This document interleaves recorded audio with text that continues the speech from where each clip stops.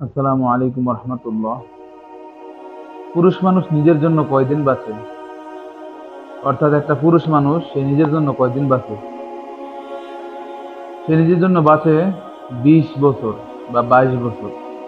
তারপর থেকে সে আত্মীয় স্বজন, মা বাবা, সংসার, পরিবার, নিজের সন্তানাদি, এগুলোর পিছনে তার বাকি জীবন চলে যায়। অর্থাৎ একটা পুরুষ যখন সে বুঝতে শিখে যে সে ধীরে ধীরে বড় হইতেছে বা তার একটা দায়িত্ব আসতেছে, ততক্ষণ পর্যন্ত তার 20 বছর পার হয়ে গেছে।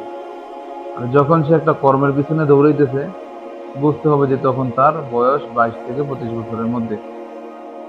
যখন এই কর্মের ধাপটা কোনো রকম ভাবে সেট আপ হয়, অর্থাৎ একটা কর্ম মিল করে বা একটা কর্মের ব্যবস্থা করে, তখনই আবার কি হয়, হঠাৎ করে পরিবারের একটা চাপ তার উপরে আসে। যে পরিবারের বলতে একটা দায়িত্ব আছে, যে দায়িত্বর ভারটা বা যে দায়িত্বের চাবিটা এখন নিজের কাছে নিতে হবে। যাই হোক, তখন পরিবারের চাপটা নেয়, নেওয়ার পরে তখন আবার একটা দায়িত্ব আসে, কি?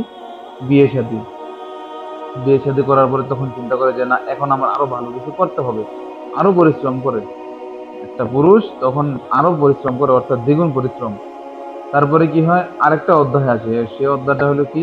নিজের ছেলে সন্তান। তখন নিজের ছেলে সন্তান যখন হয়, তখন একটা বাবা চেষ্টা করে নিজের সর্বোচ্চ, মানে নিজের থেকে বেস্ট চেষ্টা করে তার সন্তানাদি অথবা তার ছেলে সন্তানের জন্য, যাতে তারা মানুষের মতো মানুষ হইতে পারে। তখন আরো দ্বিগুণ বাড়ায় দেয়, তাদের কষ্ট, তাদের পরিশ্রম আরো দ্বিগুণ বাড়ায় দেয়। কারণ নিজেরে যতই কষ্ট দেওয়া হোক, তাতে কোনো সমস্যা নাই একটা পুরুষের জন্য, কিন্তু তাদের এই কষ্টের বিনিময় যাতে ফ্যামিলি বা পরিবারের মুখে হাসি ফুটে, সে চিন্তা করে একটা পুরুষ। পুরুষ কখনো চিন্তা করে না যে নিজে কতটুকু সুখে থাকি বা নিজে কতটুকু শান্তিতে আছি, ভালো আছি।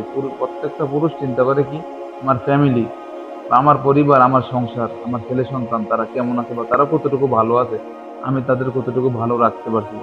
তাহলে আপনাদের কাছে আমার একটা প্রশ্ন, একটা পুরুষ যদি আপনাদের জন্য তার সারা জীবন এবং যৌবন হইতে সবকিছু ত্যাগ করতে পারে, অর্থাৎ কষ্ট তাদের কাছে কিছুই না, একটা পুরুষ কখনো কষ্টে ক্লান্ত হয় না।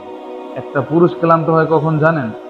যখন সে তার পরিবার থেকে অবহেলা পায় বা তার নিজের ছেলে সন্তান থেকে অবহেলা পায়, তখনই সে ক্লান্ত হয়। তখন সে ভাঙ্গে পড়ে। শুধু ভাঙ্গেই পড়ে না, তার কাছে পুরো আসমানটা তার মাথার উপর ভাঙ্গে পড়ে। সে একবার নিঃস্ব হয়ে যায়, ভিতর থেকে খালি হয়ে যায়। কারণ যাদের জন্য তার জীবন যৌবন সবকিছু শেষ করলো, কষ্টের উপর কষ্ট করতে করতে তার শরীরে চামড়া পর্যন্ত কুচকে গেল, এরপর যদি এত কিছুর পর যদি তারা বলে যে তুমি কি করছো বা আপনি কি করছেন আমাদের জন্য, কিছুই করেন নাই, আপনার থেকে ভালো মানুষ করছে, তখন বিশ্বাস করেন এই পুরুষ মানুষের কষ্ট জমিনে আর আসমানে সয় না। এই জন্য পুরুষ মানুষের যত কষ্ট, যন্ত্রণা কম দিবেন, তত আপনাদের উপর রহমত আসবে।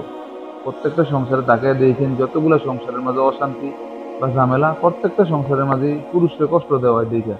অর্থাৎ একটা পুরুষের সাথে তার ফ্যামিলি বা তার আত্মীয় স্বজন বা তার ছেলে সন্তানের বন্ধু বানানি নাই। অর্থাৎ গার্জিয়ান, যেমন একটা বাবা, তার সাথে তার সন্তানের কোনো ভালো কমিউনিকেশন নাই, যোগাযোগ নাই, অর্থাৎ সম্পর্ক ভালো না। যার কারণে এই সংসারে কখনো বরকত হয় না, রহমতও আসে না।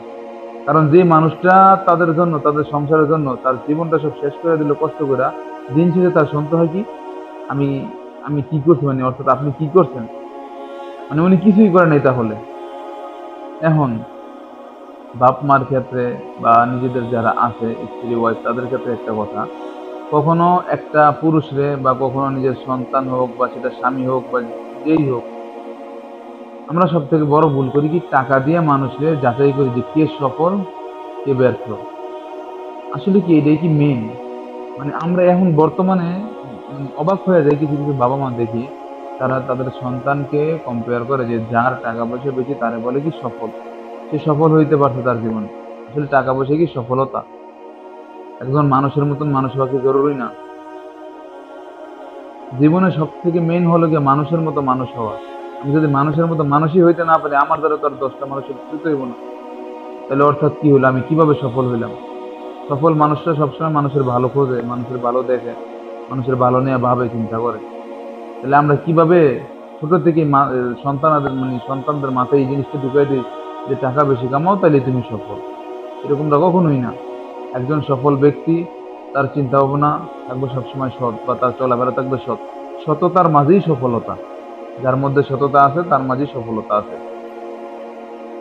তো এই জন্য বলি, আমরা পুরুষ যারা আছি, মানে এই যে পুরুষগুলা আপনাদের জন্য, আপনার ফ্যামিলির জন্য বা পরিবারদের জন্য এত কষ্ট করে, 24 ঘন্টার মাঝে 18 ঘন্টাও ডিউটি করে এরকম মানুষ আছে।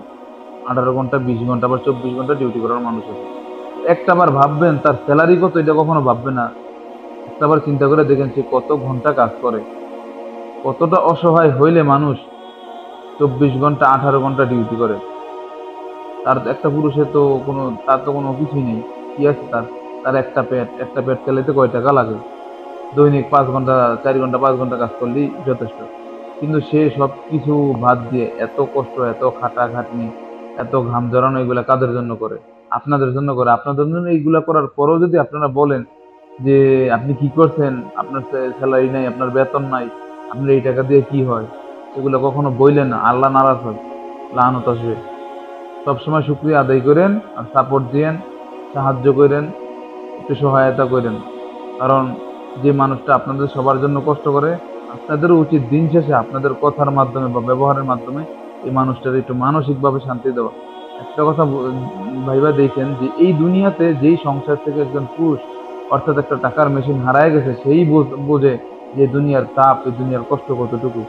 আজকে তো আপনি বলতে পারতেছেন যে টাকা কম কামায়, কম ইনকাম করে বা কম টাকা দেয়, কিন্তু মনে রাখেন যদি এই মানুষটাই না থাকে তখন এই কথাটা বলারও জায়গা পাইবেন না। এই জন্য বলে দিন, গাছ থাকতে গাছের ছায়ার মর্যাদা বোঝেন। গাছ কাইটা ফেলায় নিজেরা নিজেরা ছায়া সরায়েন না, আর এই রৌদ্রের প্রখরতায় করেন না। যাই হোক, আজকের ভিডিওটি এই পর্যন্তই। সকলে ভালো থাকবেন, সুস্থ থাকবেন। আসসালামু আলাইকুম।